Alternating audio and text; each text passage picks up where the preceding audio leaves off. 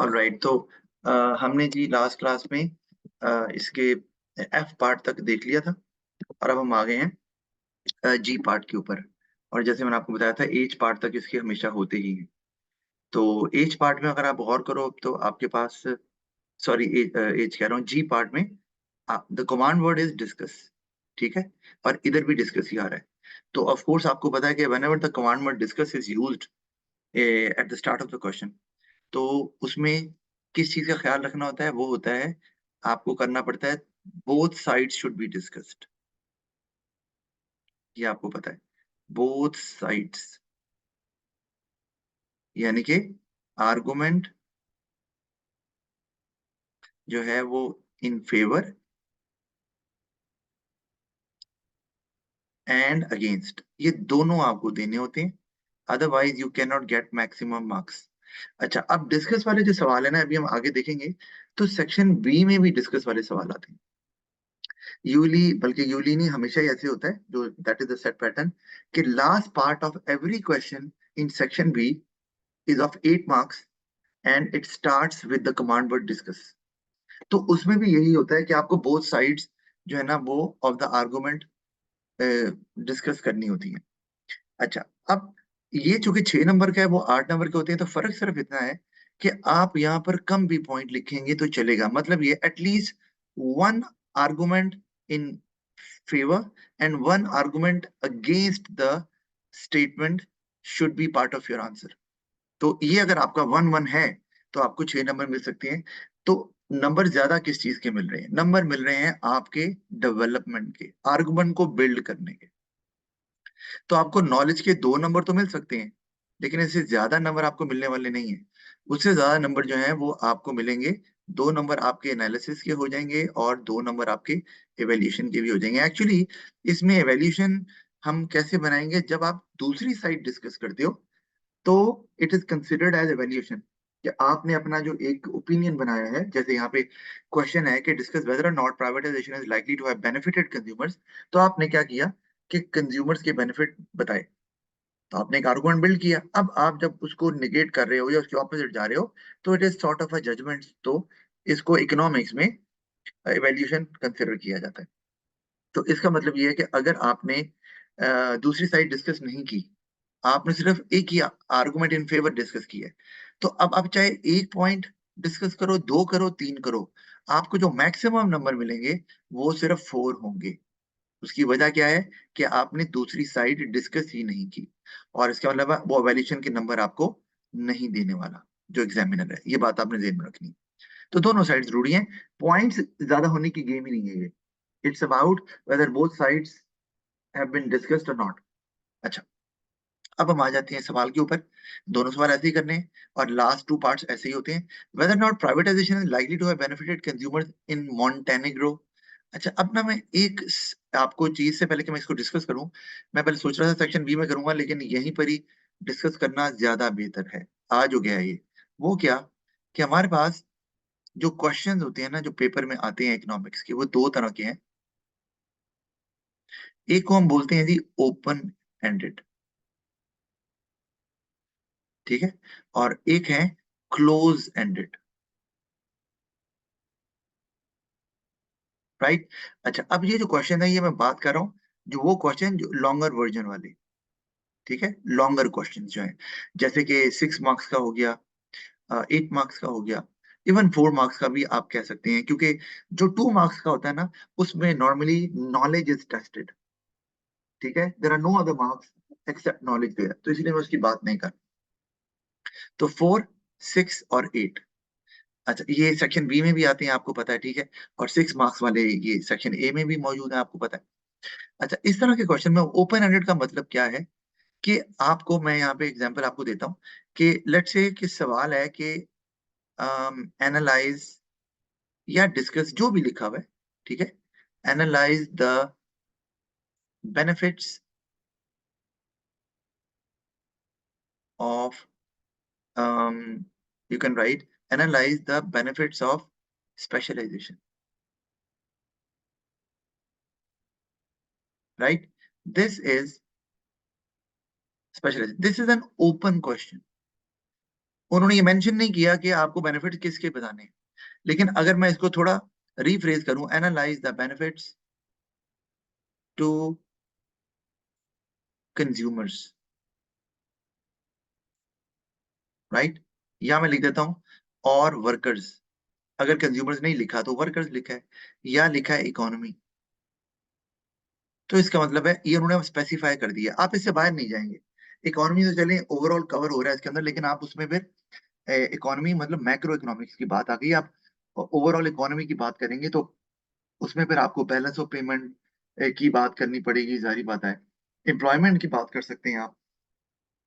तो लेकिन जब वो कंज्यूमर्स की बात करेगा तो फिर आप सिर्फ बेनिफिट बताएंगे कंज्यूमर को। कई बच्चे करते क्या है कि वो जब सवाल आता है ना तो देखते हैं अच्छा स्पेशलाइजेशन के बेनिफिट्स, ओके डन, मुझे आते हैं, लिखना शुरू कर दिए। ये पढ़ा ही नहीं कि बेनिफिट्स किसको बताने हैं, कंज्यूमर्स को, वर्कर्स को, कि इकोनॉमी को।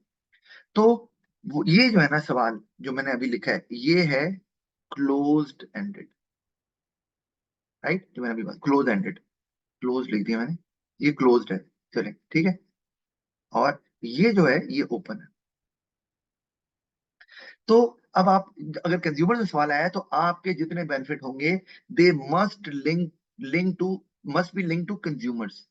अगर आपने वर्कर्स के वाले से बात कर दी, इकोनॉमी के वाले से बात कर दी, तो आपको कोई नंबर नहीं मिलेगा। यानी कि अगर आपने स्पेशल के बेनिफिट्स बताना शुरू कर दिए कि जो इकोनॉमी है वो अच्छी क्वालिटी की चीजें बनाएगा और बाहर भेजेगा, एक्सपोर्ट करेगा, फॉरेन एक्सचेंज आएगा, बैलेंस ऑफ पेमेंट इंप्रूव होगा, तो you will get zero, because you have not linked your answer with consumers. अगर आप यहाँ पे ये कह देते कि वो अच्छी क्वालिटी की चीजें बनेंगी and now consumers would be able to satisfy their needs and wants in a better way that will help improve their living standard, ठीक है, तो ये कंज्यूमर से रिलेटेड आ गया। तो ये आपको ध्यान में होना चाहिए। इसी तरह वर्कर्स की बात करूं तो स्पेशलाइजेशन अगर है तो इसमें आप ये कह सकते हैं it would help workers to demand higher wages, क्योंकि स्पेशलाइजेशन हुई हुई है, ठीक है ना, and that will help them to support their family or to earn their livelihood or to satisfy their needs and wants, जो भी आप लिखना चाहें।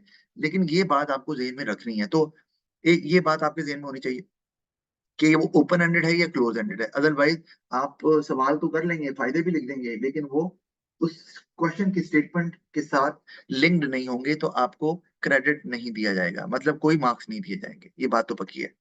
अच्छा, दूसरी एक और बात यह है कि एक और तरह का सवाल आता है और वो भी हम उसे भी सॉरी क्लोज एंडेड ही बोलते हैं, और वो है जैसे मैं कहता हूं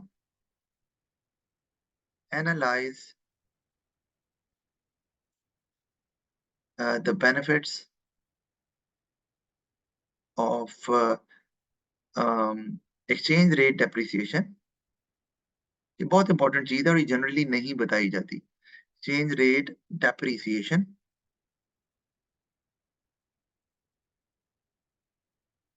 ठीक है, बेनिफिट्स और टू अ कंट्री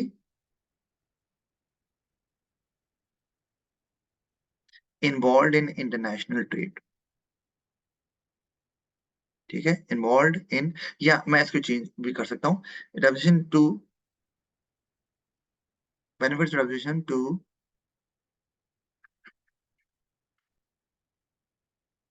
मैं कहता हूं यहाँ पर टू कंज्यूमर्स, राइट। अब ये भी एक क्लोज एंडेड क्वेश्चन है, ठीक है। अच्छा, अब इसका मतलब है कि कई बच्चे ये भी करते हैं काम कि वो ना कंज्यूमर का बेनिफिट बताने के बाद ना आगे चले जाते हैं। जैसे मैं आपको एग्जांपल देता हूँ कि एक्सचेंज रेट जब डेप्रिसिएशन होगी तो उससे आपके लिए आपकी जो एक्सपोर्ट्स हैं वो बढ़ेंगी। अब यहाँ कंज्यूमर्स लिखा है ना, कौन से कंज्यूमर्स, ये तो नहीं लिखा हुआ कि आपके मुल्क के कंज्यूमर्स हैं, दूसरे मुल्क के हैं, जनरल है ना, आप लिख सकते हैं।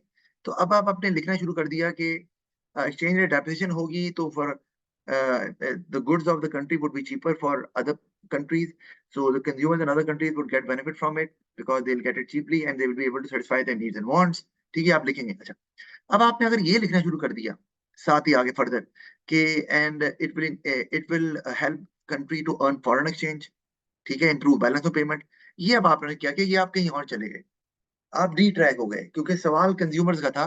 तो आप ये भी नहीं कर सकते कि कंज्यूमर्स को टच करके आगे निकल जाएं, आगे तो जाना ही नहीं है आपने, आगे आपने जाना ही नहीं। इसी तरह एक और मैं आपको यहाँ पे चेंज करता हूँ, एनालाइज द ये बहुत इंपॉर्टेंट चीज है, और ये मैं आपको वो बता रहा हूँ कि जो कॉमन मिस्टेक्स करते हैं बच्चे, analyse the impact, analyse the impact of exchange and depreciation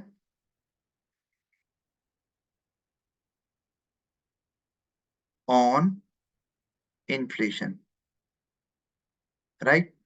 क्योंकि मैं I check my students answers very deeply, तो इसलिए मुझे पता है कि बच्चों की कॉमन मिस्टेक्स क्या होती हैं। अब एक्सचेंज रेट जो है ना, वो इम्पैक्ट ऑफ डेप्रिसिएशन हो रही है, तो आप बताएंगे ना कि इन्फ्लेशन को क्या होगा। जैसे एग्जांपल है कि आपने कहा कि जब आप फर्ज किया कि देयर इज अ कंट्री, ये जहां पर वो इंपोर्ट ज्यादा करते हैं heavily, for example oil import करते हैं, या कैपिटल गुड्स को इंपोर्ट करते हैं, रॉ मटेरियल इंपोर्ट करते हैं, तो दैट विल बी एक्सपेंसिव। और अगर डिमांड इन इलास्टिक है, मतलब you do not have any other way out as a country, आपके पास कोई ऑप्शन भी नहीं है क्योंकि आप वो बनाते नहीं हो, तो आपको फिर भी बाय करना पड़ेगा। वो आपको महंगी पड़ेगी और मुल्क में इन्फ्लेशन आ जाएगी, और इसको हम इम्पोर्टेड इन्फ्लेशन भी बोल सकते हैं। अच्छा, अब आप ये लिख रहे हैं, अब बच्चे क्या करते हैं, ये बताने के बाद वो कहते हैं फिर इन्फ्लेशन जो है उससे रियल इनकम कम हो जाएगी, यानी कि परचेजिंग पावर कम हो जाएगी, people won't be able to buy goods which they want, जिससे लिविंग स्टैंडर्ड कम हो जाएगा, पॉवर्टी बढ़ेगी।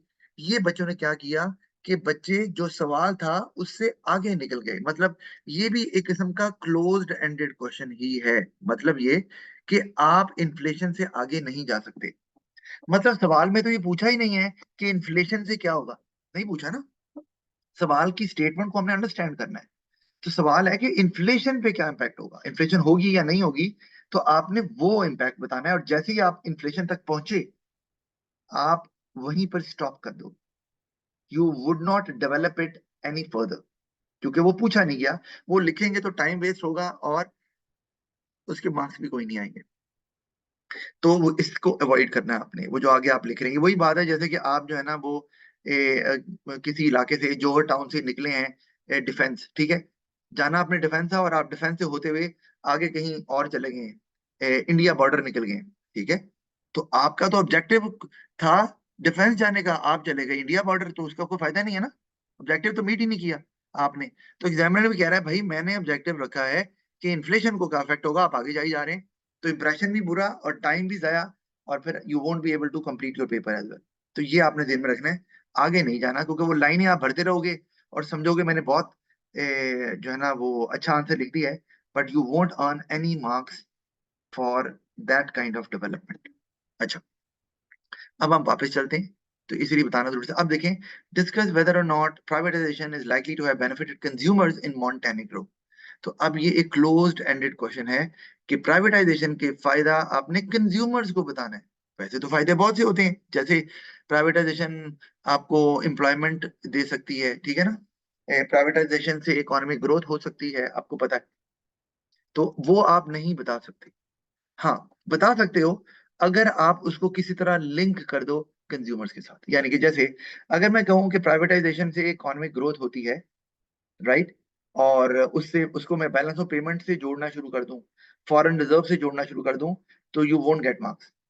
लेकिन अगर मैं इसी को इकोनॉमिक ग्रोथ को जोड़ दूं कि now there would be enough goods available for people to choose from, and people consumers would be choosing the most suitable option for themselves, goods or services that would best satisfy them, leading to higher living standard। ये बात समझ आती है क्योंकि मैंने सारा का सारा इम्पैक्ट जो है वो कंज्यूमर्स पे बताया। तो इस तरह से अगर आपने इकोनॉमिक ग्रोथ को वो डाइवर्ट किया कंज्यूमर्स की तरफ, तो समझ आती है। लेकिन अगर आप उसको सीधा ही ले गए वो अपना बैलेंस ऑफ पेमेंट की तरफ, तो मामला खराब हो जाएगा, क्योंकि अक्सर बच्चे मिसगाइड हो जाते हैं, इकोनॉमिक ग्रोथ से आगे वो बैलेंस ऑफ पेमेंट से ही जोड़ते हैं, उसका कोई फायदा नहीं होने वाला। अच्छा, अब यहाँ पे ये है कि प्राइवेटाइजेशन क्या बेनिफिट देगी कि नहीं। ऑफ कोर्स आपने दोनों आर्गुमेंट्स लिखने हैं, बेनिफिट देगी भी नहीं भी। लेकिन सबसे पहला काम क्या है, चूंकि सेक्शन है, सोर्स मटेरियल से आंसर ढूंढना है कि कोई पॉइंट है। अच्छा, आप सुनना, ये भी एक बात, आपने सबसे पहले ये जो दो आखिरी पार्ट होते हैं ना बात का, सोर्स मटेरियल से हेल्प नहीं मिलती, नो प्रॉब्लम, लेकिन आपका काम है सोर्स मटेरियल को सबसे पहले देखना। अगर तो वहां पर मौजूद है पॉइंट्स, तो वो उठाएं, क्योंकि अगर वहां पॉइंट होंगे और आप अपने पास से पॉइंट लिख देंगे, तो प्रॉब्लम में आ जाएंगे। आपको पॉइंट्स वहां से लेने हैं, एक बात। अच्छा, और दूसरी उससे भी बड़ी बात, कि अगर वहां पॉइंट नहीं है और आप अपने पास से एक पॉइंट लिख रहे हो, ठीक है, फाइन, लिख सकते हो, लेकिन वो जो इंफॉर्मेशन सोर्स मटेरियल में दी हुई है उसको निगेट कर रहा है, उसके ऑपोजिट जा रहा है, तो प्रॉब्लम आ जाएगी। मतलब ये कि आपने कहा तो वहां पे लिखा हुआ है कंज्यूमर, वहां पॉवर्टी बढ़ रही है, कंज्यूमर का लिविंग स्टैंडर्ड कम हो रहा है, और आपने ऐसा पॉइंट लिख दिया जी। ऑल राइट, वो नेट का कुछ मसला था आई गेस, उस वजह से कुछ इश्यूज आ गए थे। एनीवे, मेरी तरफ से मैं दोबारा से शेयर कर देता हूँ आपको। अच्छा, तो मैं आपको जो बता रहा था बात वही कि आपको कंज्यूमर्स के बेनिफिट लिखने हैं और इसको ढूंढे सोर्स मटेरियल से, नहीं मिलते अपने पास से लिख सकते हैं, but it must not negate the information which is already given in the source material, उसके अगेंस्ट नहीं जानी चाहिए अगर नहीं भी मिल रहा पॉइंट तो। अब देखते हैं जरा कि प्राइवेटाइजेशन कहाँ पर है और कंज्यूमर्स को क्या बेनिफिट हो रहा है या हो भी रहा है कि नहीं हो रहा। तो आपको जरा आप भी देखें यहाँ पर, मैं भी देखता हूँ, प्राइवेटाइजेशन की बात हुई है तो कहाँ पर हमें लग रहा है कि कुछ फायदा कंज्यूमर्स को भी हो रहा है। देख रहे हैं, मैं थोड़ा सा पॉज ले रहा हूँ, मीनवाइल मैं भी देखता हूँ, आप भी देखें, आपके सामने कह रहा हूँ ताकि आपको आइडिया हो जाए कि किस तरह से ढूंढना है।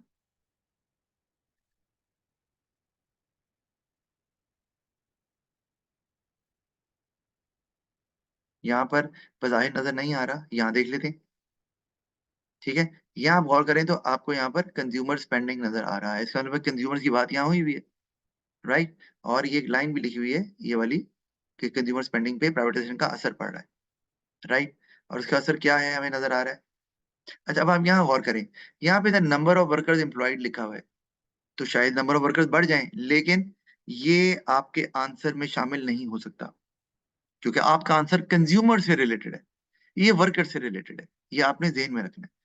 तो कंपटीशन आ गया, इसकी आप बात बिल्कुल कर सकते हैं। क्या कर सकते हैं, एक ये बात कंपटीशन वाली, हमें ये समझ आती है बात की। और उसके बाद अगर आप गौर करें तो हमें समझ आती है क्या, responsiveness to changes in consumer demand, right. तो हमें दो चीजें, दो पॉइंट नजर आ रहे हैं क्लियरली जो कंज्यूमर से रिलेटेड है। ठीक है, अब हम इन दोनों पॉइंट्स को ही उठाएंगे। क्या, एक तो ये कि मैं अगर यहाँ लिखूं नीचे, यहाँ पे लिखता हूं, एक तो है जी कंपटीशन, ठीक है। तो आपने पहले नॉलेज शो करनी है ना, आपको मैंने बताया कि नॉलेज के नंबर है। तो आप क्या लिखोगे, खाली कंपटीशन तो नहीं लिखोगे ना, आप लिखोगे इट वुड इंक्रीज कंपटीशन,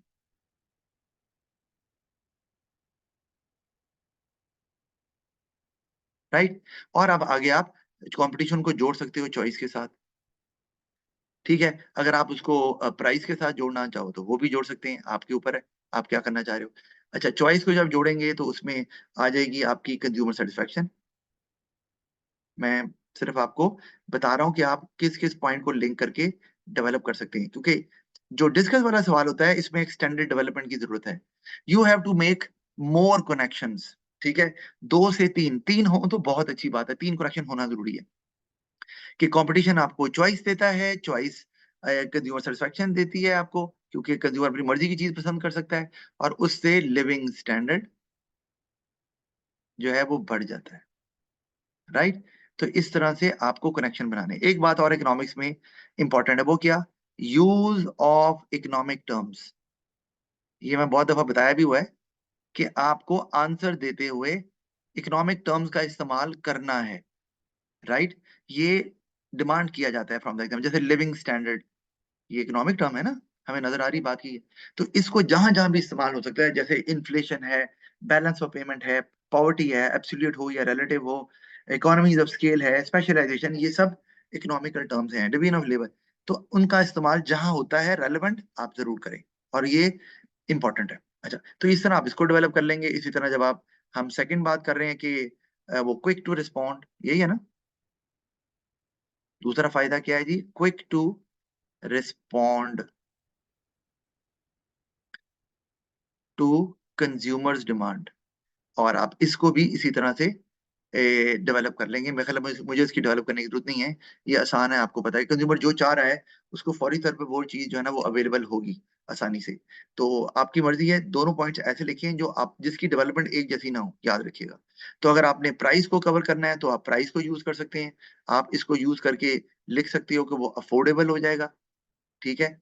और जब अफोर्डेबल होगा तो उससे आप जो कंज्यूमर्स हैं वो more goods and services can be bought, क्योंकि पैसे अब बच रहे हैं आपके, और उसको फिर आप आगे लिविंग स्टैंडर्ड या जैसे भी जोड़ना है, सर्विसेज कैन बी बॉट, आपकी मर्जी है, ठीक है। और आप चॉइस अगर नहीं लिखना चाहते तो वो भी आपकी मर्जी है। लेकिन नीचे जो आपको आ रहा है वो है quick to respond to consumers demand. तो कंज्यूमर्स को फौरी तौर पर जो लेटेस्ट होती हैं, लेटेस्ट प्रोडक्ट्स जो है ना वो अवेलेबल होते हैं, लेटेस्ट प्रोडक्ट्स अवेलेबल होते हैं और वेट नहीं करना पड़ता, ठीक है। Consumers do not have to wait, consumers do not have to wait. और आपने इसको डेवलपमेंट में बताना है, क्यों? क्योंकि कंपटीशन की वजह से every business wants to attract customers, they and they do not want to lose their customers. तो अगर आप एक किसी बिजनेस के पास लॉयल कस्टमर्स हैं भी या कस्टमर्स हैं, तो those customers would keep on buying only if you keep on satisfy them, keep on satisfying them in the future as well. अगर आप एक ही चीज बनाई जा रहे हैं और ये इंप्रूवमेंट नहीं ला रहे तो ऑफ कोर्स कंज्यूमर स्विच कर जाएंगे टू बेटर ऑल्टरनेटिव्स। तो यहाँ पर इस तरह से आप इसकी डेवलपमेंट में इस्तेमाल कर सकते हैं कि कंज्यूमर्स को वेट नहीं करना पड़ता, लेटेस्ट प्रोडक्ट्स अवेलेबल होते हैं जिससे उनकी जो भी डिजायर होती है, डिजायर फुलफिल हो जाती है इमीडिएटली, डिजायर फुलफिल्ड, ठीक है। और इसका आप रीजन बीच में दे सकते हैं, मैंने कहा था कनेक्शन जितने आपने बनाने हैं कि वो कंपटीशन में रिस्पॉन्ड नहीं करेंगे तो जो कंज्यूमर्स हैं they would switch to competitor, तो उनको जल्दी रिस्पॉन्ड करना ही करना है। तो उससे फायदा ये होता है कि जब लेटेस्ट प्रोडक्ट, यहाँ पे भी हायर लिविंग स्टैंडर्ड की बात आप कर सकते हैं। अब आप कहें सर आपने, हमने यहाँ पर भी लिविंग स्टैंडर्ड की बात की है, तो अगर हम यहाँ पर भी इसको यहाँ लिविंग स्टैंडर्ड से जोड़ देंगे तो सर ये एक ही डेवलपमेंट नहीं हो जाएगी। तो इसको मैं आपको इसको भी समझा देता हूँ। वो इस तरह है, अगर आपकी डेस्टिनी सेम हो सकती है लेकिन आपका रूट सेम नहीं हो सकता, ये बात आपने ध्यान में रखनी है। मतलब आप जोहर टाउन से डिफेंस जा रहे हैं, जैसे मैंने पहले एग्जांपल दी है, तो जोहर टाउन से डिफेंस जाने के बहुत से रास्ते हैं, राइट। लेकिन एंड रिजल्ट क्या है कि आपने डिफेंस पहुंचना है, आपने डीएचए पहुंचना है। तो चूंकि आप ये समझ लो, आप अगर डिफरेंट रूट से जाते हो तो वो सारे पॉइंट्स वैलिड होंगे। यानी कि आप अगर लिविंग स्टैंडर्ड तक जा रहे हो दो पॉइंट्स में, लेकिन दोनों के रूट्स डिफरेंट हैं, एक में आप जा रहे हो प्राइस से और एक जगह जा रहे हो आप वो quick response of the firm से, तो दोनों पॉइंट वैलिड हैं और they would be considered as different points, और एग्जामिनर इसको क्रेडिट देगा। अच्छा, और आपको ये भी पता है, मैंने जैसे आपको क्लोज एंडेड की बात की थी, ये ऊपर हुई भी ना बात, तो भाई जब आपने कंज्यूमर्स की बात करनी है तो आपका तो हर पॉइंट कंज्यूमर तक ही जाएगा ना। ये अगर आपने, चलो उसको भी छोड़ देते हैं, इन्फ्लेशन की बात करते हैं। ये जब ये देखें, अब ये क्लोज एंडेड, ये अब ये क्लोज एंडेड अगर सवाल है तो इसमें आपको एंड कहाँ करना है? इन्फ्लेशन पे। वही बात आ गई। तो आपका आपकी डेस्टिनी, बाज़ औक़ात आपकी डेस्टिनी जो है वो एग्जामिनर सेट कर देता है, ठीक है। तो इसमें आपकी जो डेस्टिनी है वो फिक्स्ड है, फिक्स्ड डेस्टिनी, और इसी को बोलते हैं क्लोज एंडेड क्वेश्चंस, ठीक है ना। ये क्लोज्ड है। तो इसमें आपको इसका मतलब, आप तो जितने मर्जी पॉइंट बताओगे, आपका एंड रिजल्ट डेस्टिनी इन्फ्लेशन ही होगी, उससे आगे तो जाना ही नहीं है, मैंने पहले बात की है, ठीक है। तो एग्जामिनर बात का डेस्टिनी खुद भी फिक्स कर देता है आपकी, और वो सेम होती है, लेकिन पॉइंट्स आपके डिफरेंट मानेंगे। इसी तरह जब आपकी डेस्टिनी फिक्स ना की गई हो, मतलब ओपन एंडेड क्वेश्चन है, तो फिर आपकी अगर डेस्टिनी सेम भी होती है डिफरेंट पॉइंट्स में, it does not matter as long as the route is different, the development is different, तो कोई इशू नहीं, ठीक है जी। एक ये बात हो गई। अच्छा, एक बात ही मैं इसी में और बताना चाहूंगा आपको, और वो है बहुत ही इंपॉर्टेंट चीज है, वो है अच्छा चलिए मैं उसको अगले सेक्शन बी में कवर करता हूँ, वरना सेक्शन ए ही पूरा नहीं होगा। उसको बोलते हैं मिरर इमेज, वो मैं आपको बताऊंगा अभी, वो भी बहुत बहुत इंपॉर्टेंट है। ये वो कॉमन मिस्टेक्स है जो बच्चे करते हैं और बाद में फिर वो प्रॉब्लम होती है, सर ग्रेड नहीं आया। अच्छा, अब हमने फायदे तो ले लिए, आपने एक फायदा लिख लो, दो तो मैंने तो कहा आपको दो लिखने की जरूरत नहीं है, क्योंकि अगर आप दो फायदे भी लिखोगे तो चार से ज्यादा नंबर नहीं मिलेंगे। अब आपको दूसरी साइड पे जाना है, तो दूसरी साइड पे क्या प्राइवेटाइजेशन के कुछ नुकसानात यहाँ लिखे हुए नजर आ रहे हैं? नहीं, लिखे हुए तो नहीं है, लेकिन ये जरूर बताया हुआ है कि ये आपकी जो प्राइवेटाइजेशन है ये अफेक्ट करेगी प्राइसेस को, ये तो लिखा है ना। तो आप यहीं से उठाएंगे, आप उठाएंगे यहीं से। अब आप ये देखें, अगर प्राइवेटाइजेशन हो रही है तो प्राइवेटाइजेशन में आपको चॉइस मिल सकती है, ठीक है, इन केस ऑफ कंपटीशन, ठीक है। वो तो हम बात कर लिया, हमने की भी है, ठीक है। लेकिन आपको ये भी हो सकता है कि जब प्राइवेटाइजेशन होती है तो मोनोपोली इज फॉर्म्ड, यानी कि पब्लिक सेक्टर बिजनेस को एक ही प्राइवेट सेक्टर बिजनेस खरीद लेता है, तो जब मोनोपोली आ जाएगी तो there will be no choice, right? तो फिर आपको ये पॉइंट भी लिखना, ये एक डिसएडवांटेज बन जाएगा आपके लिए कि मोनोपोलिस्ट करेगा क्या। आप ऑफ कोर्स जब मोनोपोली बनेगी, आप नो चॉइस ना भी लिखें तो मोनोपोलिस्ट जो है वो हायर प्राइस चार्ज करेगा, आपको पता है। और वो क्या करेगा, वो लोअर क्वालिटी ऑफर करेगा। उसे पता है you have no other option, you have to buy that low quality item. तो वो उससे प्रॉफिट ज्यादा कमा रहा है, लोअर क्वालिटी आपको ऑफर करके, हायर प्राइस चार्ज करके नॉर्मल प्रॉफिट कमा रहा है या सुपर नॉर्मल प्रॉफिट कमा रहा है, बहुत ज्यादा प्रॉफिट, ठीक है।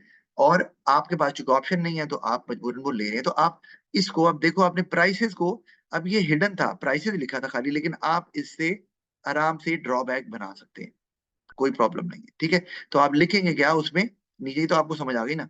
अब लोअर क्वालिटी, इससे लिविंगस्टन गिरेगा आपका कोर्स। लेकिन एक बात आपने ध्यान में रखनी है, अच्छा, ये बात हो गई। अब अवॉइड करें कि अगर आपने चॉइस की बात की हुई है पहले ऑप्शन में, आपने अगर चॉइस की बात की हुई है यहाँ पर, ठीक है ना, चॉइस की, तो अब आप मोनोपोली में चॉइस की बात ना करें। और अगर आपने प्राइस की बात की हुई है तो फिर मोनोपोली में प्राइस की बात ना करें। इसमें एक खदशा होता है, किस चीज का, वही जो मैं आपको बताना तो अभी नहीं चाह रहा था लेकिन अब बताना पड़ रहा है, वो है मिरर इमेज। ये आपने नहीं भूलना। अगर आपने मिरर इमेज किया तो आपको आपको पता है मिरर इमेज क्या होता है। आपका राइट हैंड आपका वहां पे लेफ्ट हैंड नजर आ रहा होता तो वही है ना। और आपका जो लेफ्ट हैंड होता है वो शीशे में आपको राइट हैंड नजर आ रहा होता तो वही है, सेम, राइट। तो मिरर इमेज यही है ना, इसलिए बोल रहे हैं। अब क्या है, आपको फर्ज किया, आपने ये लिखा है कि सवाल है कि जी बताएं इंटरेस्ट जो है ना, इंटरेस्ट कैसे इम्पैक्ट डालता है इकोनॉमी पे, ठीक है। मैं क्या बता रहा हूँ, impact of interest on the economy, right. अब मैं यहाँ लिख रहा हूँ, अब मैं इंटरेस्ट को ना आई से शो कर रहा हूँ, ठीक है। अगर तो मैंने लिखा है इंटरेस्ट अगर बढ़ेगा तो बोरिंग जो है वो आपकी कम हो जाएगी, ठीक है। और अगर बोरिंग जो है वो कम हो जाए, क्योंकि वो आपकी बोरिंग कह रहा हूँ, कॉस्ट ऑफ बोरिंग ज्यादा हो जाएगी, ठीक है ना। कॉस्ट ऑफ बोरिंग ज्यादा हो जाएगी, जिससे इन्वेस्टमेंट कम हो जाएगी। इन्वेस्टमेंट को आई से शो करते हैं, ठीक है।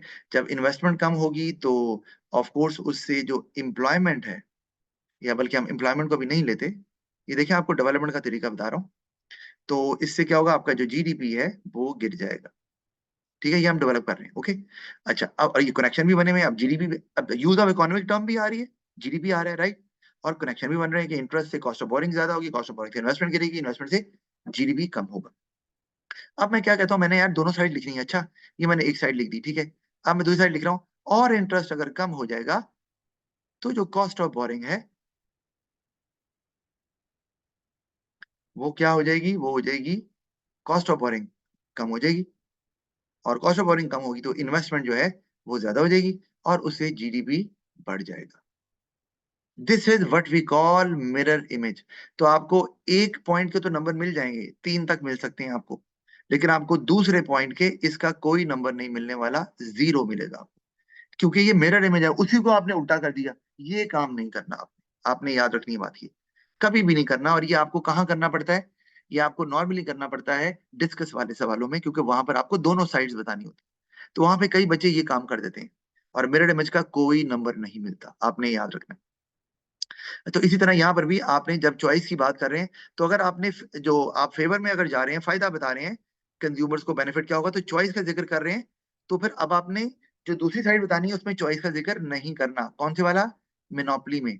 मिनोपली में आपने क्या करना है, फिर आप चॉइस को छोड़ देंगे, फिर आप प्राइस का जिक्र कर दें, वहां पर क्वालिटी की बात कर दें, राइट।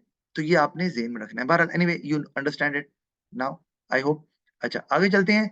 आगे आगे हमारे पास डिस्कस वेदर और not deflation would benefit the Montenegro economy.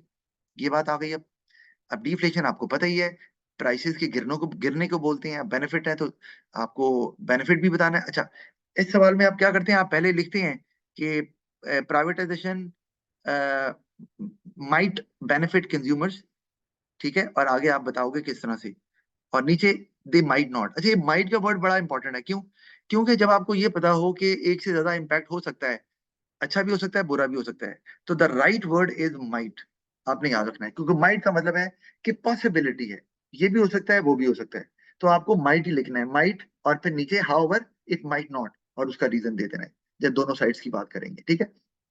तो इसी तरह जब डिफ्लेशन की बात करेंगे तो deflation might benefit the Montenegro economy, ठीक है। और हाउएवर दूसरी साइड जब बताएंगे deflation might not benefit the Montenegro economy, इस तरह करके आप बताएंगे।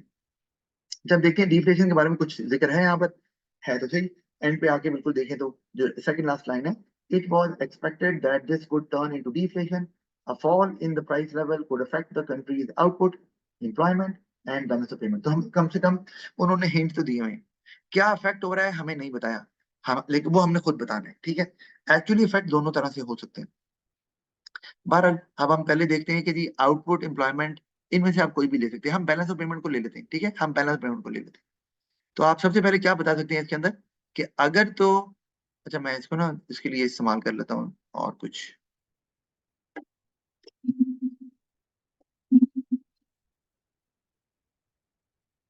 हम इस्तेमाल कर लेते हैं यहाँ पर, इजी हो जाएगा जरा। अच्छा, अच्छा डिफ्लेशन की बात थी, ठीक है जी। तो डिफ्लेशन में चूंकि वहां लिखा हुआ है कि बैलेंस ऑफ पेमेंट पे इम्पैक्ट आ रहा है, तो हम वहीं तक लेकर जाएंगे। अगर डिफ्लेशन है तो इसका मतलब है कि आपकी गुड जो है ना, चीपर, प्राइस फॉल कर रही है ना, cheaper for other countries,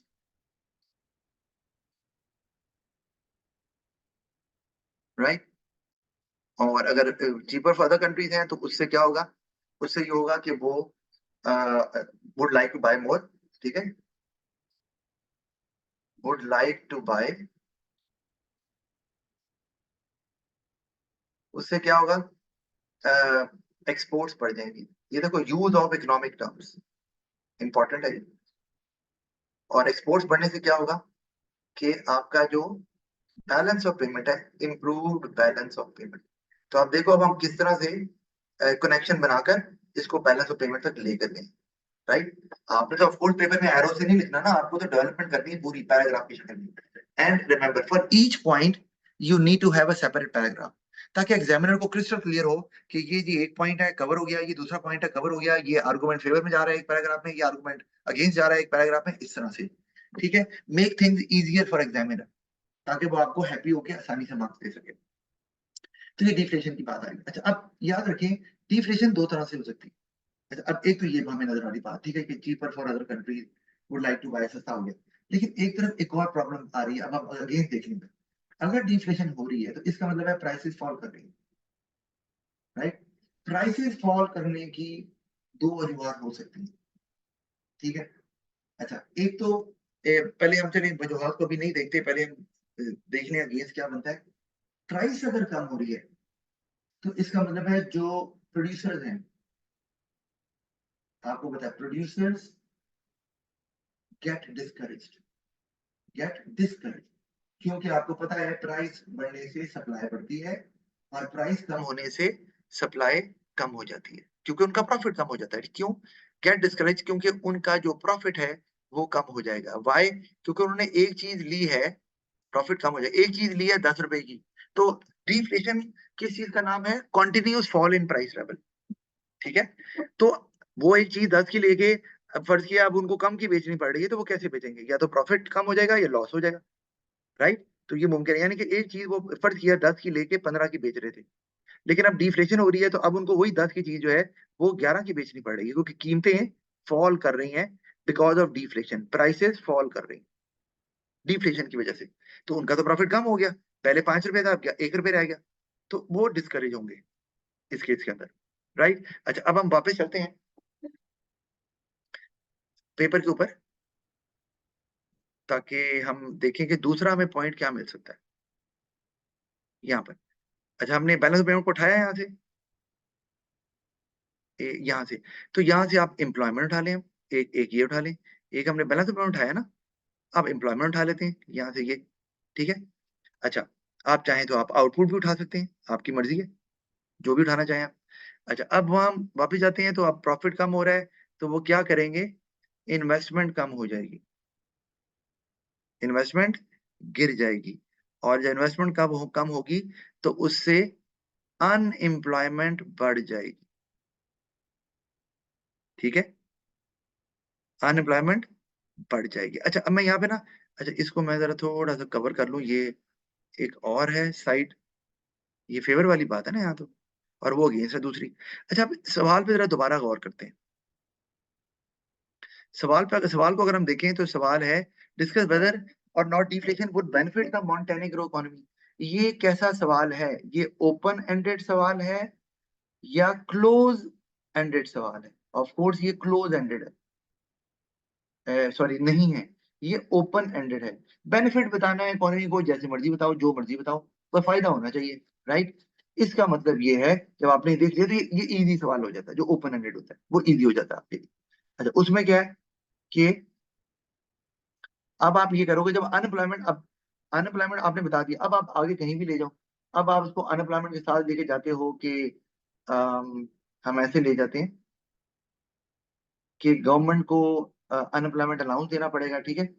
unemployment अगर ज्यादा है तो government has to support, right? और अगर गवर्नमेंट सपोर्ट करेगी तो वहां पर आ जाएगा अब अपॉर्चुनिटी कॉस्ट। अपॉर्चुनिटी कॉस्ट कैसे आ रही है कि अब वो खर्चा जो गवर्नमेंट पहले कर रही थी, अपॉर्चुनिटी कॉस्ट आपकी आ जाएगी। क्यों? कि अब जो आप खर्चा कर रहे थे, गवर्नमेंट खर्चा कर रही थी हेल्थ केयर पे, राइट? गवर्नमेंट खर्चा कर रही थी एजुकेशन पे, ठीक है? तो अब कुछ रिसोर्सेज और फाइनेंस जो है वो आपको शिफ्ट करना पड़ जाएगा गवर्नमेंट को सपोर्ट के लिए, अनएम्प्लॉयमेंट अनएम्प्लॉयड लोगों की। तो ये आपकी अपॉर्चुनिटी कॉस्ट। अब देखो मैं इसको ड्रैग करता जा रहा हूँ, राइट? अच्छा, उससे क्या होगा जी? उससे जो है वो पुअर हेल्थ, मैं अगर हेल्थ केयर को ले लूँ, तो पुअर हेल्थ का मतलब है कि लोअर लाइफ एक्सपेक्टेंसी, ठीक है ना? उससे लोअर लिविंग स्टैंडर्ड। तो आप देखो, आप मैंने कहा इसको कर ही जाओ, अब जितना मर्जी ड्रैग, लेकिन इतना करना नहीं है। मैं आपको सिर्फ ये बता रहा हूँ कि ओपन एंडेड क्वेश्चन में आप किसी भी हद तक जा सकते हैं, देयर इज नो इशू। लेकिन बेहतर है वहां तक जाएं जहां तक आप अच्छे तरीके से